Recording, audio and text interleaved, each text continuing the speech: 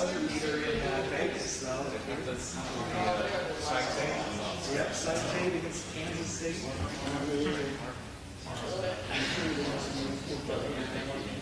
I did see wild there.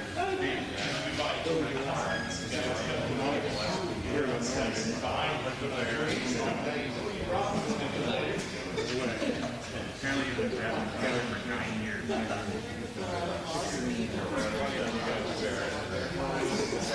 I'm just saying, Liberty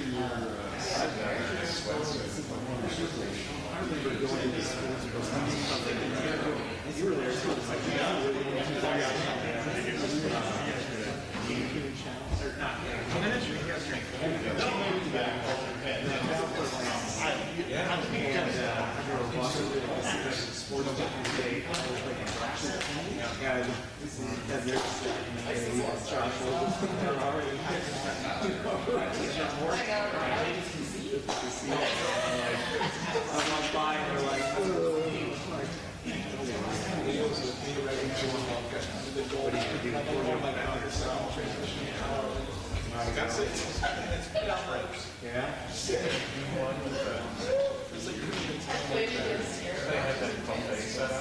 He had 1 point for us.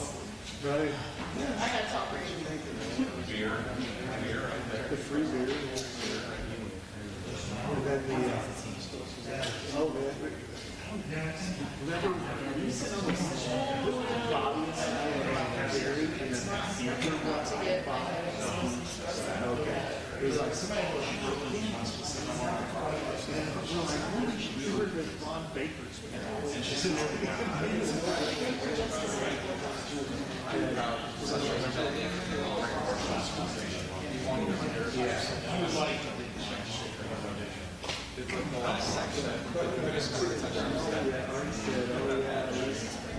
I was waiting for you to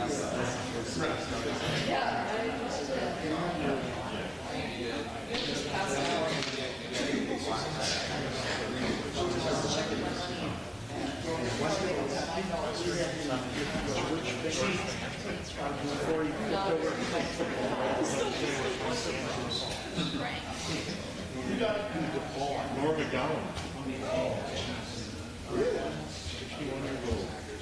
I remember going to one in Kansas City, and they got their doors going up from both teams, like Texas and Wichita State. And in the hotel, hotel ball, That's the best.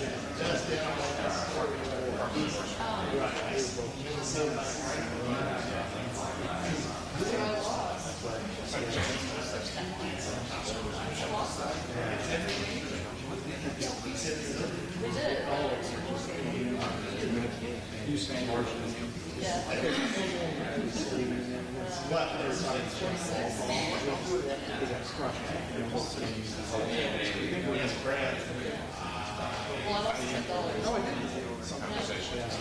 That's why I didn't text you. The 46 and a half. Yeah. Oh, let's go. these were like Minnesota. Bring it back. I like them. Well, they won't have a house sleep.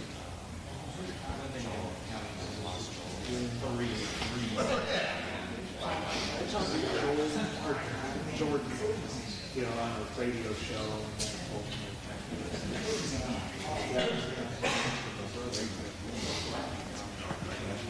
Good afternoon, everyone. Thanks for being here.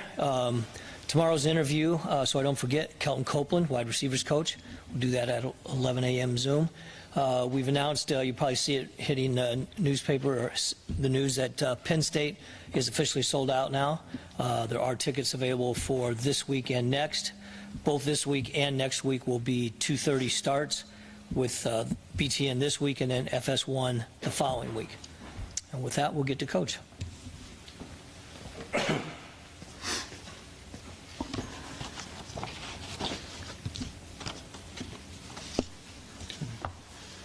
Okay, so good afternoon. Appreciate everybody being here. just needless to say, just happy to win this past weekend and be 2-0 at this point. And going into the game, we knew it was going to take great effort and great focus on our part to be successful. And certainly, we knew we were going into a challenging environment. It was hot. Fan base that's really engaged, and a veteran team that's extremely talented. So we knew what the challenges were. Thought our special teams were really big in our success, certainly. Starting with our specialist, Torrey did a great job. Happy to see him recognized by the Big Ten, and he just did a great job, affecting field position all day long for us. Certainly Caleb did a nice job also out there, this field goals and kickoffs, and Charlie Jones continues to play really well too. So happy about those guys, and our core players are doing a really nice job. They're working at it and making a difference in the game, so that was good. Defensively, for the most part, played really well. Laps there before the half, gave up a big play, which was really costly, and we didn't finish the game out real well either in the fourth quarter, but a lot of good things there. And then offensively, some good effort, some good plays. Certainly we don't have the consistency we need right now, and that'll come hopefully. And then part of that too is certainly a credit to Iowa State, and their defensive ball club's been really good. They're a tough group to move the ball against, and consistency is it's tough to come by when you play them. So, shifting gears right now with Kent State coming in, first and foremost, just compliments to their program. Coach Lewis has really done a good job, and I think one stat that really stood out to me was the fact that last year that was only the second time they've had consecutive back-to-back winning seasons since the 70s, and that's a long time. Coach James got that started out there, and that's a big gap. And I think it just tells you a little bit about what the coaching staff's done, their vision coming in, and then more importantly, the player buy-in to that vision. And they've done a really good job there, certainly over the last couple of years. They're an offensive-minded attack group, and Coach Lewis, that's his background. Up-tempo, RPOs, they've got a good line. The line coach is a guy I've known for quite a while, Coach O'Boyle, and he's a tremendous football coach, good skill players. And then certainly the quarterback is an outstanding football player, and a big part of what they do. He really kind of makes them go. It's not the same as when we played Mississippi State a couple of years ago, but not the same attack, but similar in that quarterback really was the catalyst to that football team all season long, and you can see it right now, certainly with this guy. Defensively, another multiple front team. They give you a lot of different looks. They're unique compared to the teams that we're used to playing, I guess, and it's kind of like we've had very different preparations now. And, so that's a challenge for us. And then on top of that, I think you probably noticed they're great in the takeaway column. They're second in the country, I believe, right now with takeaways. So it just tells you a little bit about their ball hawking ability. They're opportunistic defensively. Both corners, I think, have 3 picks. So that's pretty impressive right there. And then special teams, same thing. They take a really aggressive approach. They're very, very aggressive. Their players, you can see they've bought in to what they're selling in that regard. And so they're three different phases that all play well and play well together, and present some challenges. And George Barnett on our staff has been in that league the last 7 years or so, and their feeling going into this year was that this team would be a leading candidate for the team of the year, and they certainly felt the quarterback was as good a player as there was in the conference. So that's what we're up against this week, and it'll be a big challenge for us. Captains are the same 4 as we had last week. We got Tyler Linderbaum, Matt Hankins, Jack Kerner, Spencer Petras, and then also Ivory Kelly Martin is also the 5th captain. He got enough votes there to be a captain, so adding to the mix, and that's a good thing. Injury-wise, I think we're fairly healthy. Guys nicked up coming out of that game, as you might imagine. Everybody's able to practice today, and Kyle Rashad is working back. He started working back last week. Got some work in last week. He'll, play some this week. I don't know how much, but he'll play some, and be good to get him back with the team. Certainly, that'll be a good thing. And then, last but not least, our kid captain this week. I don't want to say her name incorrectly. Galilea Gonzalez, young lady who's a 10-year-old, had heart surgery her first week after birth, and she's a 10-year-old, healthy 10-year-old right now, and from Cedar Falls. So I'm guessing Jack Campbell might be her favorite Hawkeye. I'm just guessing on that one, but it'll be great to have her with us on Saturday. And I'll throw it out for questions. their tempo is well known. I think it's between 15 and 18 seconds from snap to snap. How challenging is that? Because it could be another hot day, and then kind of at the end of the game, you almost saw that same type of tempo from Iowa State just in the fourth quarter. So do you feel like you at least got a chance to compete against something like that? Yeah, we didn't do so well against it either, but it's always a challenge, and the challenge starts on Monday. It's hard to simulate that. Just like if you play an option team, that's hard to simulate. So, there are things you do in practice, but you can't get it just the way it's going to be during game time. But it's one more adjustment, it's one more uniqueness. It seems like we've had weeks of uniqueness here in our preparation. But the biggest concern for me, and I think for all of us, is the quarterback, just the way he plays. The things that he does, is pretty much, that's where it all starts. It doesn't end there, but it starts there for sure. And that's part of it too. You need a quarterback with confidence and savvy to run a tempo offense like that. Kirk, is there any concern right now for the offense? Just kind of seems stagnant a little bit for the first couple games. Concern's not the right word, but certainly interest. And as I mentioned, I think the biggest thing right now is consistency. We've done some good things at times, and then other times not so good. But I can't tell you it's unpredicted or unexpected. I just I look at our football team and. Going back to coming out of August, we're young in both lines in a lot of areas, from an experience standpoint. You look at the offensive line, you take a shot out of there, which we had the last couple of weeks. So, we expected some bumps, at least I did. Thought that was going to be part of the process. I'm really kind of pleased, actually, with the way the guys have held up. We knew Saturday would be a tough contest because of the people we were playing against and the whole, the whole picture of it. I thought they did a lot of good things, and what I would be concerned about is if we don't see continual growth, and that's kind of what we're banking on here as we move forward. And that's for our whole football team, but especially up on both lines, because that's where it really shows a little bit more than other places. And I think if we can, continue to grow and continue to improve, we'll have a chance to be a good offensive football team. A couple of freshmen on that offensive line that played a lot. You got to see 2 games out of Mason Richmond and even Connor Colby. Yep. I don't think I'm forgetting any of the freshmen, but what are you seeing from them and just what their roles will be going? Yeah, just like the way they do things, and that includes practice. It starts at practice, actually. Just the way they work in practice, and a little different in the terms of Connor's a little bit younger. He's been here less and less practice time, game time, but. Mason's got a little better sense of what we're doing and how to do it, all that type of thing. But both those guys have done a really good job, and they're not overwhelmed by it. And one thing about Mason, and this is important for every player, goes back to camp. Van Valkenburg really worked him. I think it was on a Monday, the second week or whatever. And the next day he came back and he stood right up to it, and did a really nice job. So it didn't. He had some scar tissue, but it didn't. He didn't carry it with him, and that's what you're looking for in players. A guy to come back and take the challenge and try to learn from what might have gone wrong, and that's kind of how he's wired, and does a lot of really good things out there. So he's coming right along, and I've pretty much seen improvement in all these guys. I think all of us have seen that improvement, but we got a lot of room to grow right now. When's the last time you've started an offensive line this young, especially to open the season? Yeah, that's a good question. Yeah, I probably could think of that in a minute. Yeah, it is. Well, yeah, it goes right back to when Jackson and Worst were playing tackle for us. It's another moment walking out to the field behind Boone Meyer and Ike Walker. We're both in sweats, right? And it dawned on me, okay, here's 2 fifth-year guys that aren't playing, and we got 2 as a first year and a second year, kind of the same as a tandem we just talked about, that were starting for us, and it just. Those guys are really good players. They're both NFL players today, but they weren't then. They were young guys who were learning how to play, and they did a really nice job. I think it was 17. But you pay some dues along the way, and we paid for it then too. But it paid off for us down the road. So yeah, it's part of the territory sometimes. Ballpark. I give a ballpark number of how many players that you've signed over the years who've either been verbally committed to MAC teams or have MAC teams as their number 1 choice.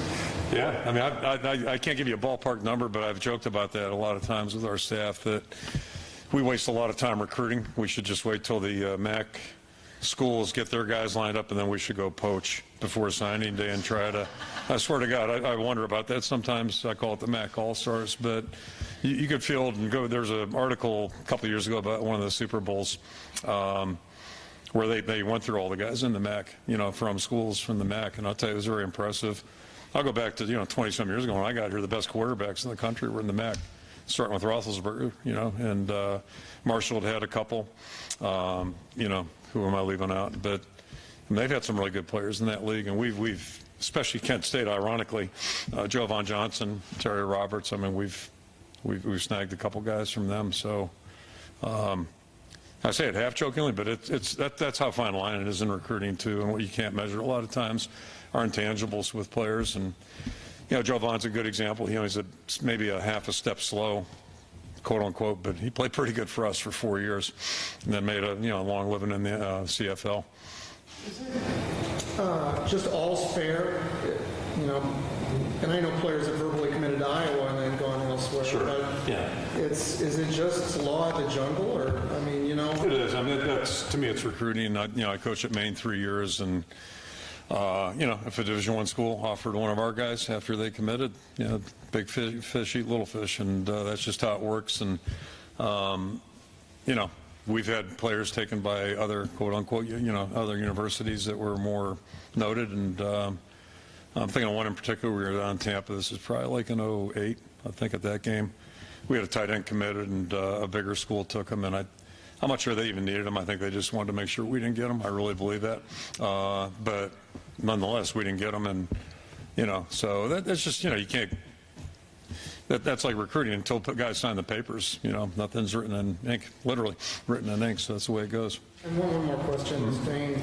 If you see that a player has like 3 or 4 offers from MAC schools, does that make you think maybe we should take a look? Yeah, I mean, it depends on who it is. I'm not big on that game as far as like copying. Recruiting's a big copycat business. So and so offers, so we got to offer. But there are a couple schools in the country that if they have offers from those schools, like I'll pay attention a little bit. Yeah, that carries some validity. But it still gets down. I think that probably the rest of the story on that is like watching guys through their senior year, which is really how recruiting should be done, like it used to be 40 years ago. Let guys play their whole careers and then evaluate them. That's what the NFL does, and you get a better picture of the guy after his senior year. We've had a lot of guys in state here the same way that we've offered in January and even in February at times that end up being really good football players. George Kittle, I mean, just there's one that comes to mind, right? Going to Weber State, and I'm sure Weber's not happy with us, but I think they understand too. It was probably a better deal for George, and turned out really well. And then he kept getting better. So yeah, it's interesting. It's a dynamic process with these guys. One of those guys, the 4-year guy, was Riley Moss, who I think kind of surprised a lot of people. We saw him on a piece of paper on signing day. Yep. He was a 2-star, really good track athlete. What did you see with him? Did you expect him to play defensive back right away, or was he one of those, hey, he's a good athlete, we'll kind of work him in wherever he ends up? Yeah, we were thinking defensive back, and I think it was just about this time, sometime in September, I believe, when we did offer him. I can't remember who went to the game, but somebody saw him, it was an early season game. And, we just kind of reassessed things a little bit. And again, that's where, your senior tape means a lot. It really means a lot. And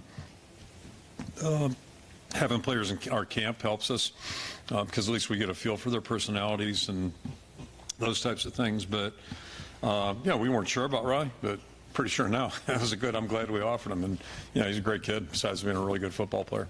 In that class in particular, you had a 4-star and a couple from Indianapolis who were really highly sought after, yet he kind of vaulted past them. I mean, not anything about those two, but in particular, but with him, what did he do so well early on to put himself in this position to now where he's starting corner? He just came in and went to work, and it's like everything in life, you got to realize if you're trying to do something competitive, what you did yesterday is important because you could be proud of it and all that, but what's in front of you is probably more important. And that's the hardest part. Sometimes guys don't have that ability to keep that in mind. Like, it's not over. It's a start of something, and this is the start of a new chapter. So you get measured by what you do. Once you get on campus, and I think that's why walk-ons have done well here too, is we'll look at everybody with a fresh eye, at least try to. And, whether you're a first-year guy or a fifth-year guy, like it's opportunity out there. It's a new start, and you get a chance to go. So it's just what you do with that opportunity. Most of the players that you recruit, do they understand the tempo that it takes to play at this level, or is that something you guys have to teach them when they get here? Some do, but not many. And it's just, I mean, it's not a knock on anything or anybody. It's just the speed of things is a little different. This is college football has changed so much too. Last 40 years or 50 years, just incredible changes. It's a year-round activity now. So it's a lot. You got to go to school. That's a lot, and then you're expected held to a higher standard than the average student. So, and nobody's complaining about that, but there's just a lot on everybody's plate.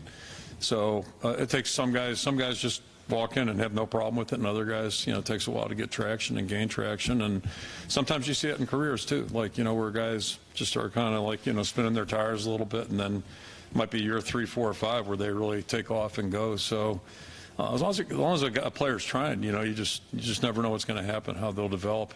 And but it's hard to really prepare somebody for that until you do it. It's like anything, it's hard to do until you start trying to do it. It's hard to appreciate it. And the guys who go to the NFL go through the same thing. I mean, yeah, they're prepared, but it's still, you can't, the speed of everything is just a little bit different, so just it's part of the acclimation process.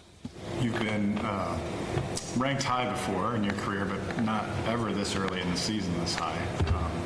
Do you think, what does it take, I guess, for players, we got 100-some guys, to handle those types of high rankings? Yeah, to get 100 of them to understand that's probably, we're betting a low percentage on that one. It'd be really good. Probably the biggest message, and I would say the same to anybody to ask, at this time of year, and I've always said this, it's kind of like recruiting rankings. I mean, there's speculation, a lot of speculation, because nobody knows. And this time of year, I'd especially venture to say right now, there's probably a small handful of teams that are worthy of being ranked high. And I think after whatever it is, 3, 4 teams, like it's a jump ball for a lot of teams. And, so right now it's really more about speculation, projection, but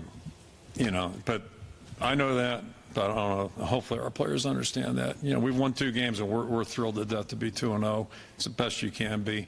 But really it means nothing. I mean, we still could be, we still could be 2-10 mathematically, and then, run the whole gamut. So nobody's smart enough to know what's going to look like in November or December. And, hopefully we're in that discussion, but there's a whole lot of work to do between now and then to still be relevant at that point. I'm curious, your offense is kind of bottom of the Big Ten right now in rushing and passing. Of course, you faced 2 really tough defenses. Does the offense take longer to develop, or is it just testament to the defenses you faced? A little bit of each, probably. And, again, I think if I were coming in, or as we came into the season, my biggest concern was our inexperience on both lines. And still is that way. So I think that's where we have to gain ground. And I think, the guys did a really good job during the preseason. Thought we improved a lot and have improved a lot, and that's all you can ask.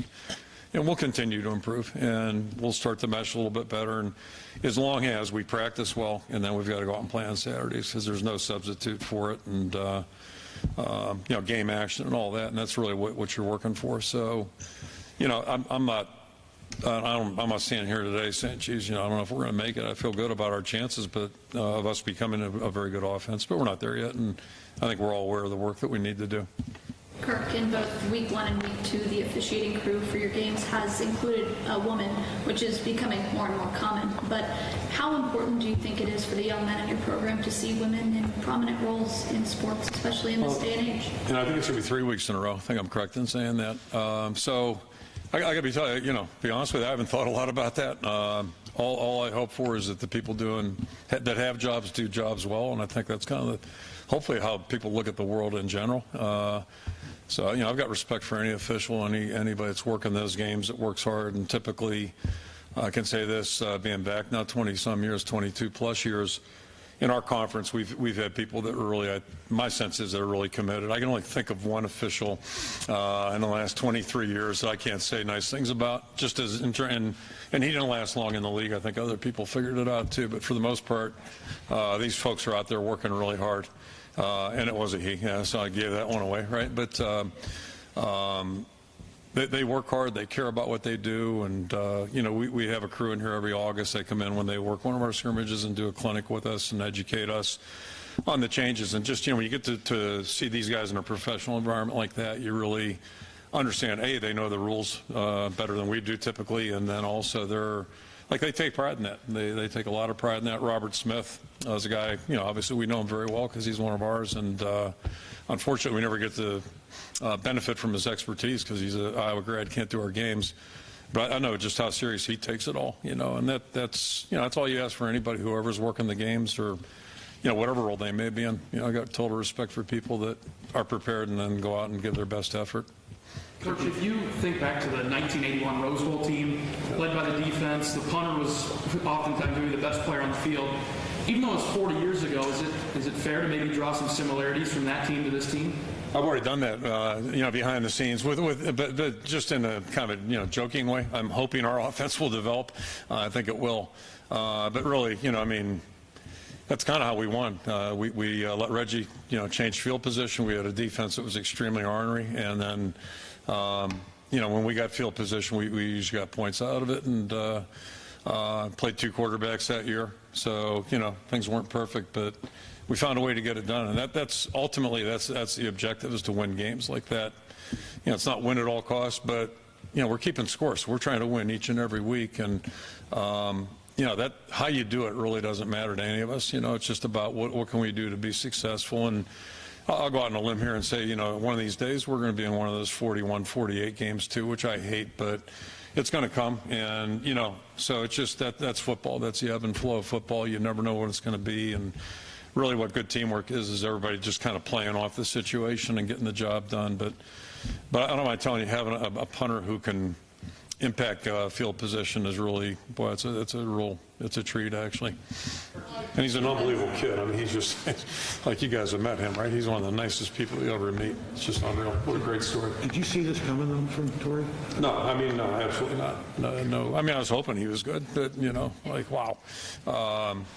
And the best part, he has no idea what he's doing half the time, just in terms of football. He does as a player. But this, the rest of this stuff is it's an adventure ride for him. He's enjoying life, and he's got such a good approach. Just really underwhelmed by, all of it, just what he's doing. He just goes out and plays. Sorry, I didn't. A lot of your defensive players have said that they're closer than ever this season, and I was wondering if you know what maybe contributed to that. Maybe was it last season? If you can speak to that at all.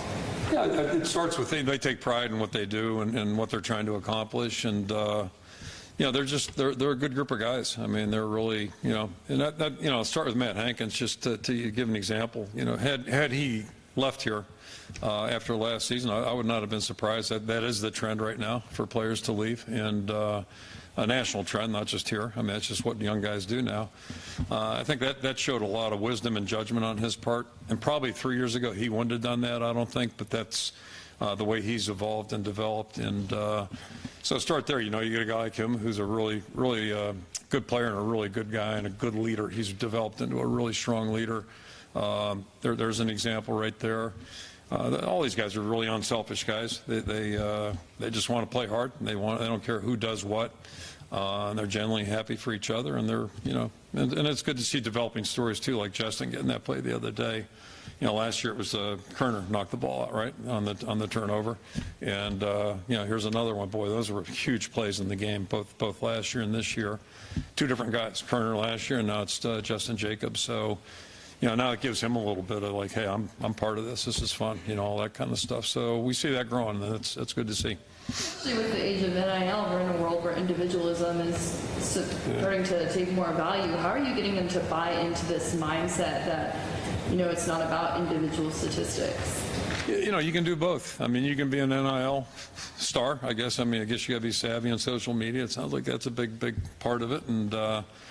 But you can still be a good team person, and that's all we ask is when guys are in this building, when they're playing together in the huddle, that they put all the other stuff aside, and our guys do a good job of that. They're really, I think, pretty good that way. But it starts with our leadership. I pointed out Matt or Jack or any of those guys. It just when your older guys are on board, it really makes it a little bit better for everybody else. Are you aware that one of your former players became a world champion last night? I saw the thing, but I'm not sure where the details, but I think that's awesome. Tor's a good guy. Yep. What do you remember from him? We recruited him late. Remember that? And then he had some real physical issues when he took a medical red shirt. So he had a tough challenge that way. But a great guy, a really great guy from Tampa area. And, I think it's been neat that he's gone on and had all this great success. I don't follow that real closely. Is he the pancake guy? Or he's got, I know my wife's bought the truck, right? Those little trucks, for our kids and grandkids. Not my kids, but, you get the picture. But yeah, the tour, whatever his nickname, Big E. New Day. Isn't there a pancake connection somewhere in there? Yeah, they play trombones and they have. Okay, yeah, so, all right. But anyway, yeah, so I think it's great. I think it's really great. Two-part question about Kent State. They have a lot of weapons in the rushing attack. What have you seen from that side of the ball to where they're able to have that much success defensively, their defensive backs? What do your receivers need to do in order to have success? Okay, yeah, they do a good job of really making you defend the entire field. They spread things out pretty well. They got good skill guys out there. The roster just overall, high school guys recruited, and the quarterback was under-recruited from right there in Lorain County, not too far from Kent. And then they've got a lot of transfer guys too, and they've picked up guys and benefited from that regard from all kinds of schools, Penn State, Syracuse, go right down the list. So, but they make you defend the entire field. Their backs do a good job. I mentioned their line, is well coached, and then the quarterback, he'll keep it and take it. In the run game, he'll hand it off, and they're pretty fearless with their tempo. I mean, they're not, they played down at Texas A&M and. They just went right after him. Took the ball right down the field and ended up getting a field goal the first drive. So they just make you defend everything. So everybody's got to be on task. It's not the same as the last 2 weeks, but similar. And then their corners are just, they're opportunistic. They're where they should be, and if the ball's in the air, they're going after it. And tips, those types of things, they're going to get it. But they're good, aggressive players. Question about the offense. Within the offense, third down conversions have been a problem these first 2 weeks. What do you make of that, and what does the team need to do in order to make sure that you hit on those at a higher clip this Saturday? Yeah, it's an area obviously we want to do better in, and that's part of our whole offensive production. Two of the biggest stats are going to be on third down, staying on the field, and then the other part is getting down in the red zone and getting touchdowns, not just field goals. So, and again, it depends on the game. Like the other day, field goals were really important, and what have you. But last year we did a nice job of really, doing a good job. Ended up with touchdowns instead of just, field goals in that red zone. And then conversely, defense, you're trying to do the opposite. But, that's an area we're going to try to keep working on and, protect a little better and do a little better job getting open and then making those conversions. How was you? We had one the other day. I think we missed it. Was it a 3rd and 15 where we had a chance to convert it? And, those are plays we got to make. We have to make those plays. Moving forward, we may not get away with that next time. And how would you evaluate Spencer Peters after the first 2 weeks? I mean, obviously maybe the protection hasn't been there, but he's protected the ball. It seems like he's managed the game pretty well against Utah. Yeah, protecting that ball is really important. I didn't see the game last night, but I was told 2 turnovers, I think, per ball in the losing team. And, that's a formula that just doesn't change. And I know it's not very popular. And, you don't get a lot of points for that, but there's a lot to be said for that if you're smart with the football. You can't do it at the cost of just being so conservative. You're afraid to do anything. That doesn't work either. But there's a fine line there. So I think Spencer's done a good job of that. Every player's got plays they'd love to have over again. He's got a few from last week. And but I think it was another step in development and growth, playing in a tough environment, tough defensive team, and they gave us some wrinkles expectedly. We didn't know what to expect, but we expected some things that maybe we hadn't seen, and they did a good job with that, and they seem to do that all the time. So I thought he handled it pretty well, and it's just kind of like our whole team. I think we're going to grow, but thinking, hoping, wishing, all that stuff doesn't really count. We got to get that done, and that's kind of what we're focusing on right now. You look at a couple of the sacks he took that were probably a little bit late and makes your offense look a little bad. What do you tell him to do, or what does Ken and Brian and he tell himself to do to speed up things and even throw the ball away and of course so you don't get a grounding call? Being a former line coach, I'm a little sensitive to that at times, So yeah, there are times where you just But it's easier. I've learned this through my career. It's a lot easier to think, hey, we got to get it out of there, and you're the guy back there with the ball. It's a little different. And a lot of times, not a lot of times, sometimes it's just, you're waiting for something to develop, and it doesn't quite get there at the time you'd like it to. And, it's a real fine line, but that's part of the process. And I think it's part of our whole team right now. It's not just that one spot, but it's the whole team just doing things a little crisper, a little more, sharper on detail, those types of things. And what I do feel good about right now, I feel like we've got the right guys, after going through a couple game weeks and going through the August preseason. I think we have enough to end up being a good offensive team. We're not there yet, but I think we have that. And so it's just a matter of us really getting it done on a day-by-day process, not just week-to-week, but a day-by-day process. And hopefully I'm right, and we'll find out here in the next month or so where we're at. You mentioned last week, the aggressiveness level, I guess, differentiates, of course, on time, down and distance, location, score, all those types of things. In the second half, are there any discussions in a game like either of the first 2 weeks of, hey, protecting the ball is number one, is the priority here, throw it away, don't worry about it, versus if you're down 4 with 4 minutes to go, let it fly. I mean, do you have those discussions with him? Absolutely. That's just, we're all talking that way, and just I think we all know each other well enough to understand. And the way the game was going Saturday, what